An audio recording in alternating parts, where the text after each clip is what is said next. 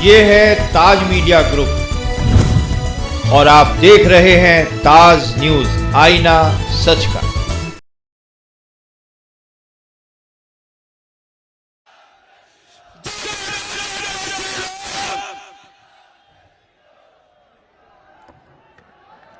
हम सबके बीच में हमारे आदरणीय योगी आदित्यनाथ जी, मुख्यमंत्री उत्तर प्रदेश, जिनके दर्शन के लिए यहाँ पर बहुत विलंब से हम लोग इंतजार कर रहे थे, हम सबके बीच में हैं।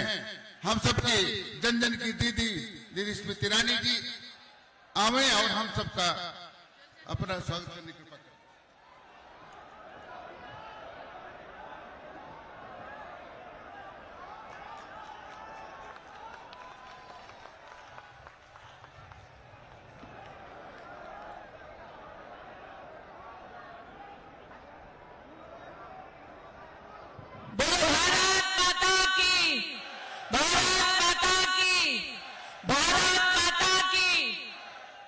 आतुरता से हम सब कार्यकर्ता जगदीशपुर विधानसभा का विशेष रूप से जन समुदाय अपने यशस्वी मुख्यमंत्री की बाट जो रहा, इसलिए हम सब की ओर से सर्वप्रथम योगी आदित्यनाथ जी का हम इस पुण्य धरा पर स्वागत करते हैं, अभिनंदन करते हैं।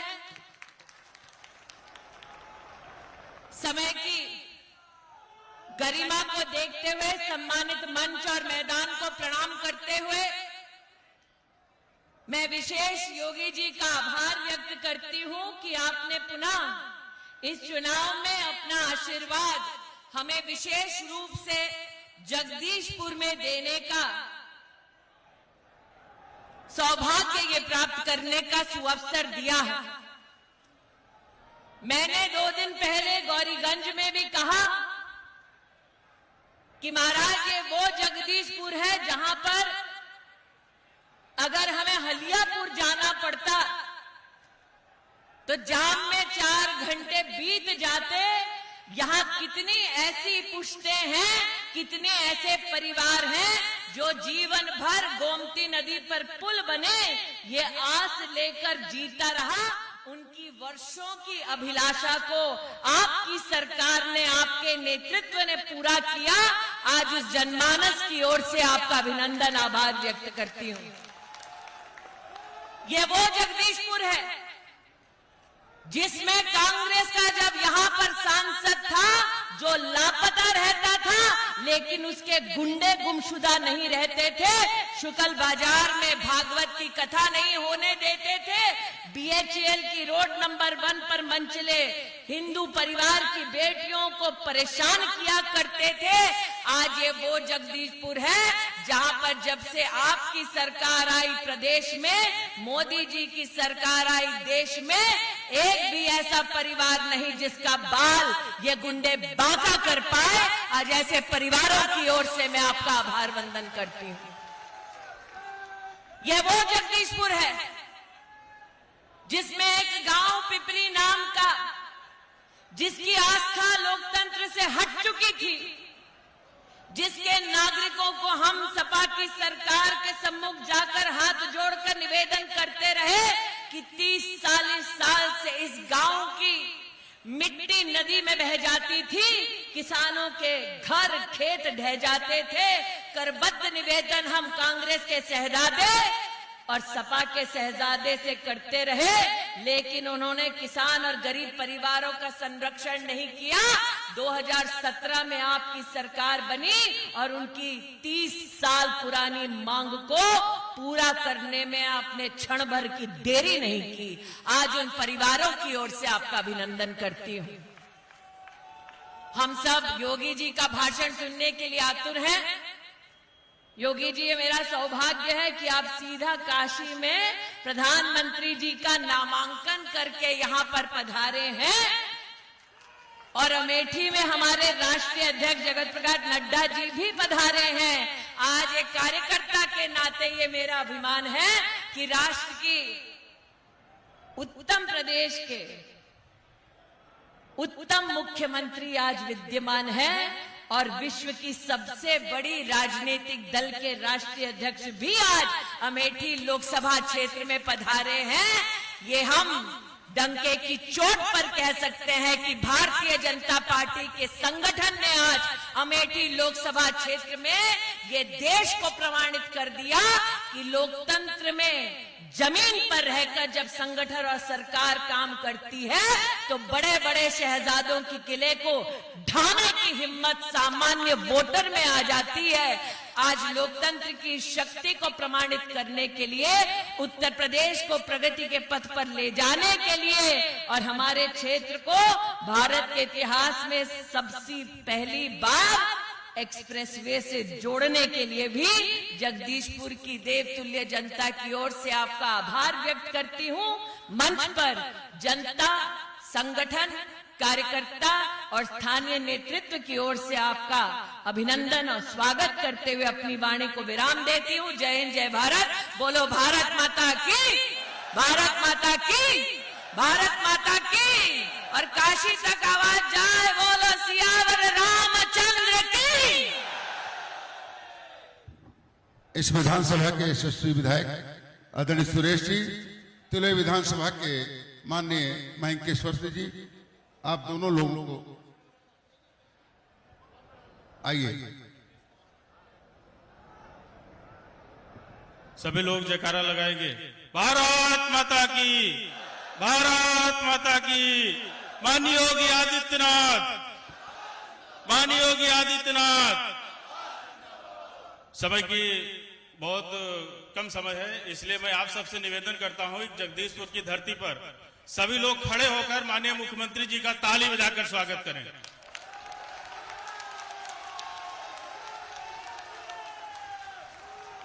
महाराज जी ने जगदीशपुर को बहुत कुछ दिया है। मैं महाराज जी का बहुत बहुत अभिनंदन करता हूं और महाराज जी से मैं निवेदन करता हूं कि महाराज जी हम सबको अपना आशीर्वचन प्रदान।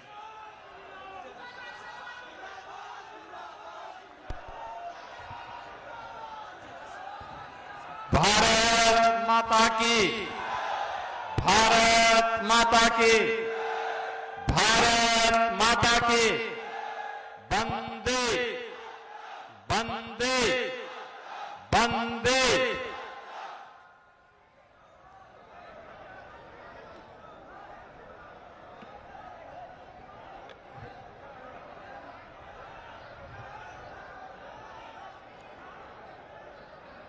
मां दुर्गन भवानी और कलकन धाम को कोटि कोटि नमन करते हुए अमेठी संसदीय क्षेत्र के जगदीशपुर की आप सभी जनता जनार्दन का मैं हृदय से स्वागत करता हूं, अभिनंदन करता हूं। मंच पर उपस्थित आपकी लोकप्रिय सांसद और अमेठी लोकसभा क्षेत्र से भारतीय जनता पार्टी की प्रत्याशी केंद्रीय मंत्री माननीय श्रीमती स्मृति ईरानी जी,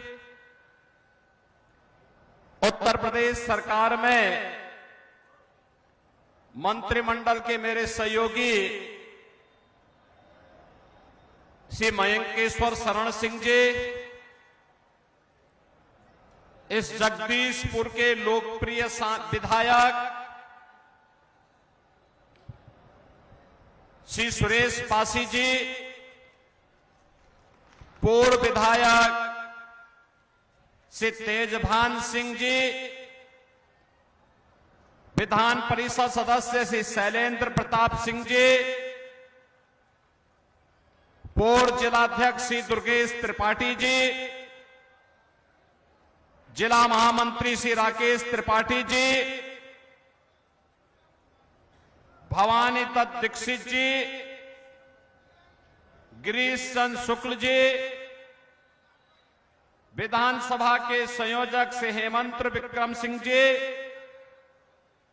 पूर्व मंत्री श्री जंग बहादुर सिंह जी, लोकसभा के संयोजक श्री दयाशंकर यादव जी, ब्लॉक प्रमुख श्री राकेश विक्रम सिंह जी और भारी संख्या में जगदीशपुर में उपस्थित अमेठी संसदीय क्षेत्र से जुड़े हुए मेरे सभी उपस्थित बहनों और भाइयों, मैं अभी काशी से आ रहा हूं। कल आपने देश के यशस्वी प्रधानमंत्री आदरणीय श्री नरेंद्र मोदी जी के स्वागत के लिए काशी वासियों के उत्साह को रोड शो के माध्यम से देखा होगा। क्या अभूतपूर्व स्वागत हो रहा था। एक राष्ट्र नायक जब अपना सब कुछ जनता जनार्दन के प्रति समर्पित करता है, जिसके लिए देश ही सब कुछ है, जनता जनार्दन की सेवा ही जीवन का ध्येय है और सत्ता नहीं बल्कि एक सेवक के रूप में जनता जनार्दन की सेवा में सदैव तत्पर रहता है। जब कोई जनप्रतिनिधि इस रूप में कार्य करता है तो राष्ट्र नायक के रूप में जनता जनार्दन ऐसे ही सेवा करती है जैसे काशी वासियों ने कल प्रधानमंत्री मोदी जी का किया है। लाखों लोग 3 घंटे तक उस रोड शो में हिस्सेदार बने रहे प्रधानमंत्री मोदी जी के साथ। 5 बजे से रोड शो शुरू हुआ था, रात्रि 8 बजे संपन्न हुआ और जनता जनार्दन 12 बजे से ही वहां पर खड़ी रही प्रधानमंत्री जी के स्वागत के लिए। बहनों और भाइयों, काशी वासी इसलिए भूत हैं क्योंकि काशी को एक नई काशी बनाने, जो व्यक्ति 10 वर्ष पहले काशी गया होगा आज काशी जाएगा तो काशी को पहचान नहीं पाएगा, क्योंकि सब कुछ तो अलग है। जो गली थी आज 2 लेन और 4 लेन की सड़क है। जहां झूलते हुए तार थे आज अंडरग्राउंड केबलिंग है। जहां पर जर्जर घाट थे, गंदगी से सने हुए घाट थे, आज चमकते हुए काशी के घाट हैं। जहां पे नालियां बदबूदार थी आज वहां पे शुद्ध जल बह रहा है, क्योंकि एसटीपी से वहां की सारी गंदगी को हटा करके आज वहां पर शुद्धता का, स्वच्छता का, सुंदरता का एक नया मानक बना करके वहां पर देवालय हो, वहां शिक्षालय हो, वहां पर चिकित्सालय हो, वहां के कोई भी केंद्र हो। आज अगर आपको देखना हो काशी में जाकर के देखिए, मोदी जी ने 10 वर्ष में करके दिखा दिया कि काशी कैसे होनी चाहिए, संसदीय क्षेत्र कैसे होना चाहिए। और जैसे काशी के लिए किया ऐसे देश के लिए मोदी जी ने किया। बहनों और भाइयों, एक प्रधानमंत्री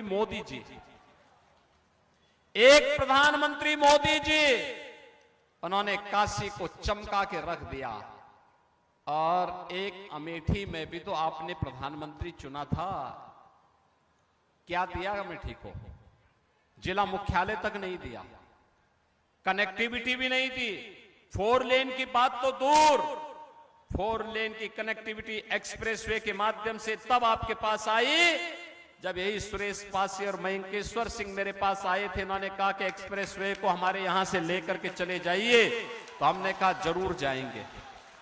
जब स्मृति ईरानी जी ने हमें कहा कि नहीं, मेरे क्षेत्र को भी एक्सप्रेसवे के साथ जुड़ना चाहिए, मैंने कहा क्या होगा इससे? उन्होंने कहा उससे होगा क्या कि हमारे जगदीशपुर वासी यहाँ के जो नौजवान हैं, इन नौजवानों को नौकरी अपने घर के पास मिल जाएगी, वहां पे औद्योगिक क्षेत्र विकसित होगा और किसान की जमीन का दाम कई गुना बढ़ जाएगा। बहनों और भाइयों, तब आपको एक एक्सप्रेसवे मिल पाया। मेडिकल कॉलेज नहीं बन पाया था। आज भाजपा की सरकार आपकी अमेठी में मेडिकल कॉलेज का निर्माण कर रही है। जिला मुख्यालय का निर्माण हमारी सरकार कर रही है। पुलिस लाइन का निर्माण हमारी सरकार कर रही है। डिस्ट्रिक्ट कोर्ट का निर्माण हमारी सरकार कर रही है। हर घर नल की योजना के साथ यह भारतीय जनता पार्टी की केंद्र और राज्य के डबल इंजन की सरकार करा रही है। और यही नहीं, जो पेशेवर गुंडे और अपराधी थे, उन गुंडों और अपराधियों का इलाज भी यही सरकार कर रही है। और बहनों और भाइयों, मुझे कहने में संकोच नहीं, यहां के लोग तो 1 जून 2 जून भूखों रह सकते हैं, लेकिन राम को नहीं भूल सकते। राम को नहीं भूल सकते, क्योंकि अवध क्षेत्र है। यहां के तो रोम रोम में राम बसे हैं। राम के बगैर उनका कोई काम ही नहीं है। ऐसे लगता है जैसे रामलला से उनका रिश्ता पुश्तैनियों परिवार का रिश्ता है। और ये परिवार का आपका जो रिश्ता है, यही रिश्ता आज भारतवासी भी प्रभु राम के साथ जुड़े हुए हैं। आप जिनको पहले चुनते थे, वे राम को नकारते थे, राम को अपमानित करते थे, राम के बारे में अलग टिप्पणी करते थे। हमारे ही वोट से हमारे खिलाफ, हमारी ही आस्था के खिलाफ बयानबाजी करते थे। हमारे वोट से चुना जाते थे और अमेठी के बाहर जाते थे, अमेठी के लोगों को कोसते थे। हमारे वोट से चुने जाते थे, देश के अंदर सरकार बनाते थे और आतंकवाद को फिर हमारे रामलला पर हमला करने के लिए आतंकवादियों को प्रेरित करते थे। हमारे वोट से चुने जाते थे और जनता जनार्दन के लिए आने वाली योजना में डकैती डालते थे। हमारे वोट से चुने जाते थे और हमारे ही विकास में रोड़ा बना करके बैरियर लगाने का काम करते थे। बहनों और भाइयों, पहली बार देश देख रहा है मोदी जी के नेतृत्व में, देश सुरक्षित है, दुनिया के अंदर सम्मान बढ़ा है, विकास के बड़े बड़े कार्य हो रहे हैं, highway, railway, metro, IIT, IIM, IIIT, AIIMS, Raebareli का एम्स मोदी जी ने दिया। और अब तो अमेठी में दुनिया की जो सबसे अच्छी राइफल AK-203 क्लास्कोप की ये जो राइफल है, दुनिया की अब की सबसे अच्छी राइफल है, जो रसिया के साथ मिलकर के भारत बना रहा है। यह अभी अमेठी में मोदी जी ने लगा करके उसका उद्घाटन भी किया। ये कांग्रेस और समाजवादी पार्टी के लोग यहां के नौजवानों के हाथों में तमंचे पकड़वाते थे। हमने यहां के नौजवानों के हाथों में टैबलेट दिया है, टैबलेट, और देश की सुरक्षा के लिए आपके जिले को क्लास्कोप श्रेणी की AK-203 राइफल दे करके आज भारत के जवानों के हाथों में जब ये राइफल होती है तो पाकिस्तान भी थर्राता है, दुश्मन भी थर्राता है, वह भी थर्राता है, उसको भी भय होता है। और तभी तो पाकिस्तान बोलता है ना, जब मजबूत सरकार होती है और राइफल आपकी अमेठी में बनती है, अब दुश्मन भी क्या बोलता है, अगर पटाखा जोर से फट जाए ना, कहता नहीं मैंने नहीं किया, मेरा हाथ नहीं है इसमें, वो पटाखा फट रहा है। पहले एक कांग्रेसी क्या बोलते थे, समाजवादी पार्टी के लोग पहले जब उन्हें समर्थन करते थे तब वो क्या कहते थे, कोई आतंकी घटना घटित होती थी, कहते थे आतंकवादी सीमा पार के। अरे सरकार कैसी, जब वो समस्या का समाधान न कर सके। मेरा ये मानना है, मोदी जी का मानना है, सरकार किसी समस्या के लिए, समाधान के लिए ना नहीं कह सकती। अगर जनता जनार्दन कह रही है कि यहां पुल बनना है, हर हाल में बनना है, उसको बनना ही है। जनता जनार्दन अगर कहती है कि हमारी अमुक समस्या का समाधान होना है, तो वह होना ही चाहिए। ये सरकार का लक्ष्य होना चाहिए, न कि ये बोलते हैं कि कह रहे आतंकवादी तो पाकिस्तान से हैं, फलाने देश से हैं, हम क्या करें? अरे तुम्हारे हथियार कब के लिए रखे गए? जाओ घुस करके मारो ना वहां पे जाकर के। लेकिन मारने के लिए हिम्मत होनी चाहिए ना, और जब हिम्मत होती है तब आस्था का सम्मान करने के लिए रामलला विराजमान होते हैं। और माफिया, बड़े बड़े माफिया जो पहले सरकारों का संचालन करते थे, उनका राम नाम सत्य है की यात्रा भी निकल जाती है।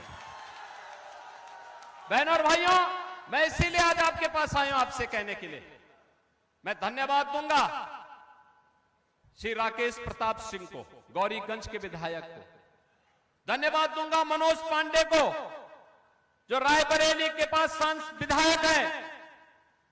इन्होंने समाजवादी पार्टी से इन्होंने विद्रोह किया। कहा जब समाजवादी पार्टी ने अयोध्या में रामलला की विराजमान होने के बाद जब मैंने प्रस्ताव रखा कि भाई चलो सभी विधायक एक साथ अयोध्या में दर्शन करते हैं, इन सभी विधायकों ने समर्थन किया था। लेकिन समाजवादी पार्टी के नेता अखिलेश यादव ने कहा कि नहीं, हम राम मंदिर का विरोध करते हैं। तो इन विधायकों ने कहा नहीं, जो राम का विरोध करेगा हम उसका साथ नहीं दे सकते, और इन्होंने समाजवादी पार्टी से नाता तोड़ दिया। कहा कि भाई हमारा तुमसे कोई संबंध नहीं। इन्होंने पहले ही कहा, इन लोगों ने कहा कि राम से हमारा जन्म जन्मांतर का संबंध है, हमारे पूर्वजों का संबंध है, पीढ़ियों से हमारा संबंध है। हम भूखों रह सकते हैं लेकिन राम को नहीं छोड़ सकते, राम के बगैर हमारा काम नहीं हो सकता है। और बहनों और भाइयों, मैं परसों गौरीगंज गया था, क्या अपार स्नेह वहां के लोग भी भाजपा को दे रहे हैं, और इसीलिए आज मैं आपके पास आया हूं। बहनों और भाइयों, आप सोच सकते हैं, एक सरकार कांग्रेस की थी, कांग्रेस की सरकार, जनता जनार्दन गरीब भूख से मरता था, गरीब उपचार के भाव में दम तोड़ता था, गरीब के पास मकान नहीं होता था, गरीब के पास शौचालय नहीं होता था, गरीब के पास एलपीजी का सिलेंडर नहीं होता था, किसान आत्महत्या करता था, नौजवान पलायन करता था। और 10 वर्ष में 80 करोड़ लोगों को फ्री में राशन की सुविधा का लाभ आज मोदी जी उपलब्ध करवा रहे हैं। 80 करोड़ लोगों को देश के अंदर, 60 करोड़ लोगों को आयुष्मान भारत का कार्ड दिया है, 5 लाख रुपए, जिसमें हर वर्ष वह व्यक्ति उपचार करा सकता है। बहनों और भाइयों, यही नहीं, 50 करोड़ गरीबों के जनधन अकाउंट खुल गए। स्वर्गीय राजीव गांधी कहा करते थे ना कि 1 रुपया भेजते हैं लेकिन जमीन तक तो केवल 15 पैसा ही जाता है, बाकी 85 पैसा ये सब कांग्रेस के गुंडे और दलाल खा जाते थे। यही तो उनका कहना था, यही पीड़ा थी। मोदी जी ने उस पीड़ा का समाधान कर दिया। कहा हर गरीब का खाता खुलवाएंगे, पैसा सीधे वहां भेजेंगे। अब दिल्ली और लखनऊ से पैसा जब गरीब के खाते में आता है तो 100 में से 100 पैसा उसके खाते में जाता है। बहनों और भाइयों, 12 करोड़ किसान सम्मान निधि का लाभ प्राप्त कर रहा है। 12 करोड़ गरीबों के घर में शौचालय बन गए हैं। 10 करोड़ गरीबों के घर में उज्ज्वला योजना के सिलेंडर पहुंच गए हैं।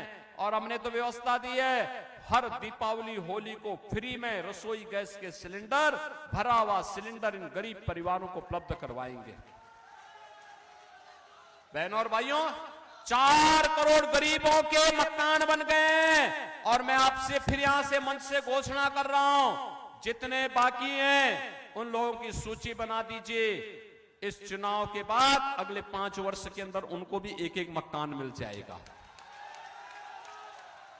बहनों और भाइयों, एक तरफ गरीब के प्रति यह कार्य करने वाली सरकार और दूसरी तरफ कांग्रेस और सपा के लोग एक तरफ राम का विरोध करते हैं और दूसरी तरफ पाकिस्तान का समर्थन। कहते हैं पाकिस्तान का विरोध मत करो, उसके पास एटम बम है। अरे हमने कहा उससे पावरफुल एटम बम हमारे पास भी है, चिंता मत करो।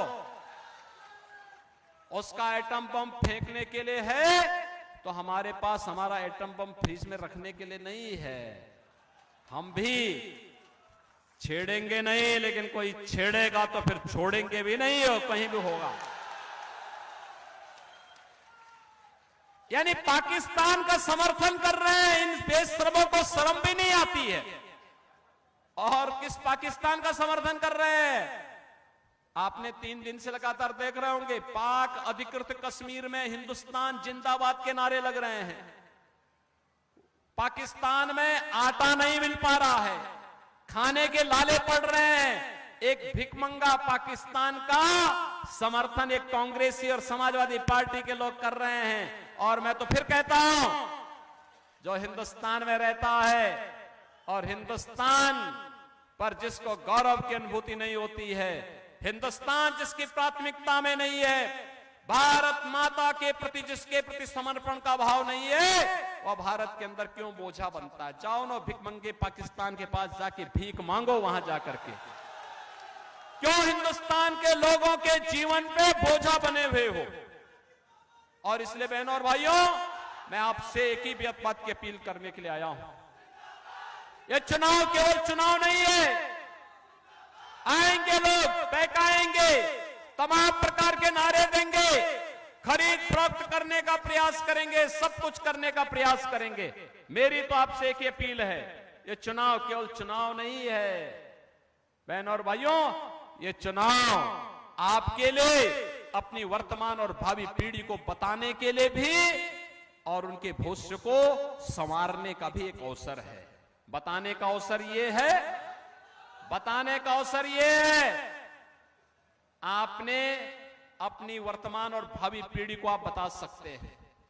कहते सकते हैं, जब रामलला अयोध्या में विराजमान हुए थे ना, उस समय हमने यह दृश्य देखा था और ये हमारे कारण हुआ।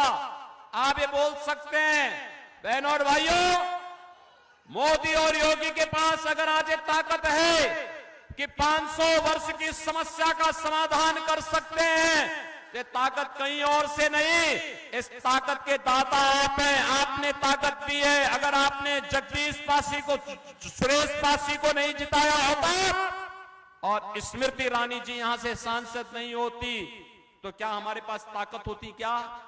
अरे जब एक एक विधायक चुना जाता है, एक एक सांसद चुना जाता है, वही तो हमारी ताकत है। और वह ताकत थी, हमने 500 वर्षों के कलंक को समाप्त करते हुए अयोध्या में रामलला को विराजमान कर दिया। अरे ये पीढ़ी तो धन्य हुई है। आने वाली पीढ़ी को भी बता पाएंगे कि देखो हमारा भी योगदान है, क्योंकि मैंने भी कमल चुनाव चिन्ह पर अपना ठप्पा लगाया था, मोहर लगाया था, ईवीएम का बटन मैंने भी दबाया था। और लोग तो सुधरेगा ही सुधरेगा। जब परलोक में जाएंगे ना, तो पूर्वजों को भी बता पाएंगे कि देखो आपकी जो आस थी ना, आपका जो संकल्प था, आप जीते जी नहीं कर पाए, कई पीढ़ियां चली गई, आप बता सकते हैं हमने संकल्प पूरा किया है, आपका संकल्प पूरा किया है, उनका भी आशीर्वाद प्राप्त होगा। और इसलिए बहनों और भाइयों, ये चुनाव केवल चुनाव नहीं है, एक तरफ पुण्य प्राप्त करने का माध्यम है और दूसरा है कांग्रेस और सपा के गुमराह में आने की आवश्यकता नहीं। तमाम प्रकार के भ्रम पैदा करेंगे। इन्होंने पिछले 70 वर्षों में केवल भ्रम ही फैलाया है, भ्रम ही फैलाया है। जाति के नाम पर आपस में लड़ा भिड़ा करके, भ्रष्टाचार के नाम पर, अराजकता के नाम पर एक ही बात बोलनी है, जो देश की आवाज है कि जो राम को लाए हैं हम उनको लाएंगे। क्या बोलना है? जो राम को लाए हैं। और क्यों लाएंगे? बोलना आत्मनिर्भर और विकसित भारत के लिए। हमने अपना जीवन व्यतीत कर लिया मेहनत से, परिश्रम से, पुरुषार्थ से। अब समय आ गया है जब हमारा देश दुनिया का नेतृत्व करेगा और मोदी जी दुनिया को नेतृत्व देंगे। इस लक्ष्य के साथ हमें कमल चुनाव चिन्ह पर बीजेपी को वोट देना है। और इसीलिए बहनों और भाइयों, मैं आपके पास आया हूं आपसे कहने के लिए, यहां से कांग्रेस के शहजादे राहुल गांधी आए हैं, राहुल गांधी के प्रतिनिधि चुनाव लड़ने के लिए आए हैं। आप सोचो क्या कर पाएंगे वो?